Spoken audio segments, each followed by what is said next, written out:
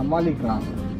ஆனா இப்போ வந்துட்டு க்ரௌட் இல்ல, பட் ஆனா அமாவாசைக்குலாம் மச்சான் இங்கேயே க்ரௌடு கூடுறமா இருக்கும். அப்படியா? நம்ம வண்டி இந்த தெருவுல தான் விட்டுருந்தோம். அந்த பக்கத்துல இருந்து யாரும் வரவே முடியாது. ஃபுல்லா வண்டி தான் நிக்குமே. இங்க பஸ் ஸ்டாண்டு அவங்க சொல்லிக்கிறாங்க. ஆனா பஸ் ஸ்டாண்ட் இல்ல, மார்க்கெட் பிளேஸ். அது சும்மா வந்து நிக்கும். பட் இந்த ஊருக்குமே பஸ் ஸ்டாண்ட் கொடுக்கணும்டா, பெருசாவே கொடுக்கணும்டா. பெங்களூர்ல வந்து டைரக்ட் பஸ் இருக்கு. இதுதான் ஸ்டாப். இது வந்து பஸ் ஸ்டாப்னு சொன்னா ஏதாவது நம்புவாங்களா? இதுதான் பஸ் ஸ்டாப். அதுதான் பஸ் ஸ்டாப் இந்த ஊரு. இங்க அதுக்குள்ள கருவாடு ரொம்ப ஸ்பெஷல் மச்சான், சூப்பரா இருக்கும்டா. இந்த ஊர்ல கருவாடு வாங்கிக்கலாம்.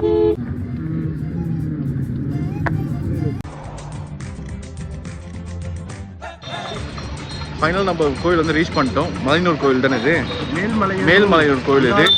அங்காள பரமேஸ்வரி அம்மன் பார்க்க வந்திருக்கோம்.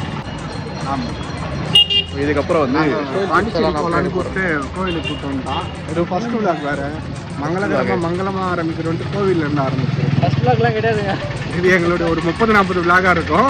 ஆமாம், ஆனால் அப்லோட் ஆக போகிற ஃபர்ஸ்ட் விளாக் இதுவாக தான் இருக்கும். அப்லோட் ஆக ஃபர்ஸ்ட் விளாக் இதுதான்.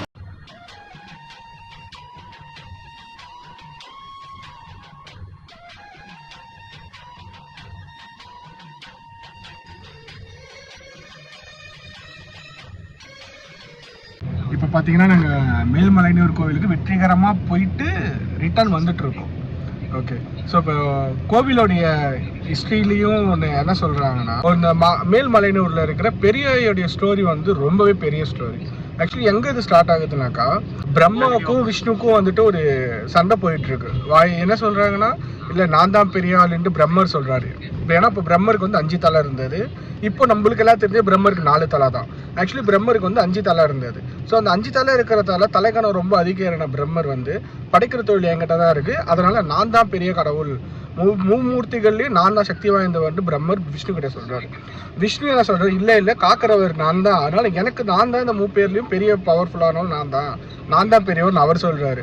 இதெல்லாம் பார்த்துட்டு இருந்த சிவபெருமான் என்ன பண்ணுறாருன்னா, பிரம்மனுடைய தலகணத்தை அகற்றுறதுக்காக தன்னுடைய நெகத்தாலேயே, வெறும் கட்டவரில் நெகத்தாலேயே எடுத்து 2 கையை வச்சு அந்த 5ஆவதா இருக்கிற தலையை வந்துட்டு பிச்சு எடுத்துடுறாரு. அந்த பிரம்மனுடைய தலை சிவபெருமான் கையில பட்டதும் அந்த ரத்தம் பட்ட வேகத்துக்கு சிவபெருமானால உக்கிரத்தை தாங்க முடியல. ரொம்ப கோவப்பட்டுக்கிட்டு தன்னுடைய ஆடை எல்லாத்தையும் அவிழ்த்துட்டு ரொம்ப ஒரு சன்னியாசியா சுடலைகளிலையும் சுடுகாட்டுகளிலையும் ரோட்டு எல்லா இடத்துலையும் சுத்திக்கிட்டு இருக்காரு. பிரம்மமும் இந்த உலகமே பார்த்தீங்கன்னாலே ரொம்ப பயப்படுது, ரொம்பவும் அலறுது. என்ன நடக்குது இந்த உலகத்துக்கு, என்ன ஆச்சு எதுவுமே தெரியல. என்னன்னு பார்த்தா சிவபெருமான் கையில அந்த ஒரே ஒரு மண்டவோடு மட்டும் ஒன்று இருக்கு, ஃபுல்லா ரத்தமாகவும் இருக்கு. இதை பார்த்துட்டு மூவேந்தர்கள் இருக்க பிரம்மாக்கும் பயம் வந்துருச்சு, விஷ்ணுக்குமே பயம் வந்துட்டு எல்லாருமே அங்கே நகர்ந்துடுறாங்க. சிவபெருமான் திருவோட்டை எடுத்துக்கிட்டு தலையெல்லாம் விரிச்சு போட்டுட்டு காலபைரவராக சுத்திக்கிட்டு இருக்காரு. எல்லா இடத்துலயும் இருக்கிற பிணங்களை பிடிங்க திங்கிறாரு. அவருடைய பசியை தீர்க்க யாராலையுமே முடியல. அவர் சாப்பாடு கொடுக்க வந்தாலும் அந்த சாப்பாடை அவர் தலையில ஊட்டிட்டு இருக்க பிரம்மனுடைய தலை சாப்பிட்டுட்டு. இதையெல்லாம் பார்த்த பார்வதி தேவிக்கு என்ன பண்றதுன்னு தெரியாம ஒரு முனிவர்கிட்ட ஒரு கேட்குறாங்க, என்ன இந்த மாதிரி இருக்குன்ட்டு விஷ்ணு கிட்ட கேட்கலான்ட்டு போறப்போ விஷ்ணு என்ன சொல்லிடுறாரு, இல்லை எனக்கு எதுவும் தெரியல, அவர் வந்துட்டு பண்ணிக்கிட்டாரு அப்படின்ற மாதிரி அவர் சொல்லிட்டு கையை விரிச்சிடுறாரு. பார்வதி தேவி என்ன பண்றாங்கன்னாக்கா, தன் புருஷனை அந்த கவலை நேரத்துல இருந்து காப்பாற்றணுன்றப்போ ஒரு முனிவர்கிட்ட கேட்குறாங்க. அவர் என்ன சொல்றாருன்னா, சிவபெருமானுக்கு இப்ப பிடிச்சிருக்கிறது பிரம்மஹஸ்தி தோஷம் அப்படிங்கிறாரு. அப்படின்னா என்னன்னு கேட்கிறப்போ, பிரம்மனுடைய 5ஆவது தலையை அவர் உயிரோடு இருக்கும்போது பிச்சு எரிஞ்சதால அந்த தலைக்கு உயிர் இன்னும் இருக்கு.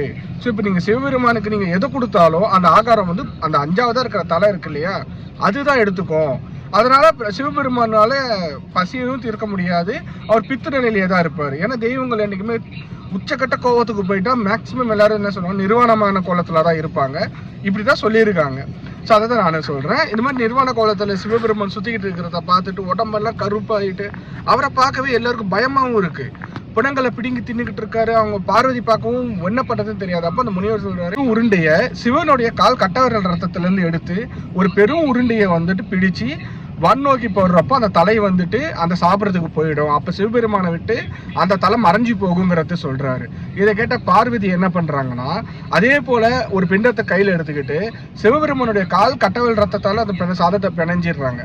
பிணைஞ்சிட்டு அந்த உருண்டையை எங்க போடுறதுன்னு பாக்குறப்போ பூமியில போட முடியல. ஏன்னா பூமிங்கிறது வந்து அவங்க தாய் இல்லையா, பார்வதி நம்மள வந்து பிள்ளையா பாக்குறதால தாய்க்கு எப்படி தான் பசங்க சாப்பிட்றத பார்க்க முடியும். அதனால பார்வதி என்ன பண்றாங்க, அந்த சாப்பாடு பிண்டத்தை ரத்தத்தோட இருக்கிறத கையிலேயே வச்சுக்கிட்டு அந்த தலைக்கு கொடுக்குறாங்க. அந்த தலை என்ன பண்ணுதுன்னா சிவபெருமானுடைய கையை விட்டுட்டு பார்வதியுடைய கைக்கு வந்துடுது.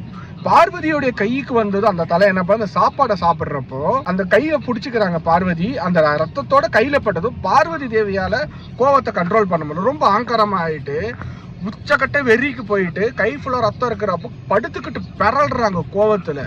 என்ன பண்றதுன்னு தெரியல. ஏன்னா இப்ப பார்வதி தேவி அந்த பிரம்மசி தோஷத்தை வாங்கிடுறாங்க. இதை பார்த்த சிவபெருமான் என்ன பண்றாருன்னா கோவத்துல இருக்க தான் பார்வதி கூட ஒன்னாகிறப்ப பிண்டத்தோக்கும் சிவபெருமானுடைய ரத்தத்தால பிடைஞ்ச அந்த சாப்பாடை சாப்பிட்டுட்டு அதுவும் அழிஞ்சிடுது. பார்வதி தேவியும் கோவத்துல இருந்து தணிஞ்சிடுறாங்க. அப்படி எடுத்து ஒரு விஸ்வரூபம் தான் அங்காள ரூபன்றாங்க. அதுதான் இன்னைக்கு நம்ம மேல்மலையனூர்ல அங்காள பரமேஸ்வரி நம்ம சொல்றோம். பெரிய ஐங்கிறவங்க இன்னைக்கு படுத்துக்கிட்டு இருக்கிறதுக்கான ரீசனும் அதுதான். அந்த டைம்ல வெளிப்பட்ட ரத்தத்தை தான் நம்ம இன்னைக்கு வந்துட்டு குங்குமமா பெண்கள் வைக்கிறதும் ஒரு ஐதீகமும் சொல்லுது, ஒரு கதையும் சொல்லுது. பிரம்மகஸ்தி தோஷங்கிறது உருவானதுக்கான ஒரு கதையும் இதுதான்.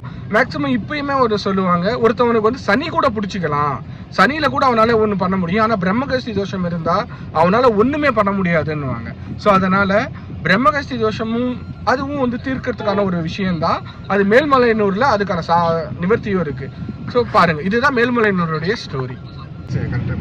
ஊருக்கு போயிட்டு வந்தாச்சு, ஊருக்கு ரிட்டர்ன் வந்தாச்சு. மோர் ஃபன், மோர் என்டர்டைன்மெண்டோட நெக்ஸ்ட் வீடியோல உங்களை மீட் பண்றோம். அது வரைக்கும் bye from Sri. Signing off. Sabai. Thank you guys. Bye bye.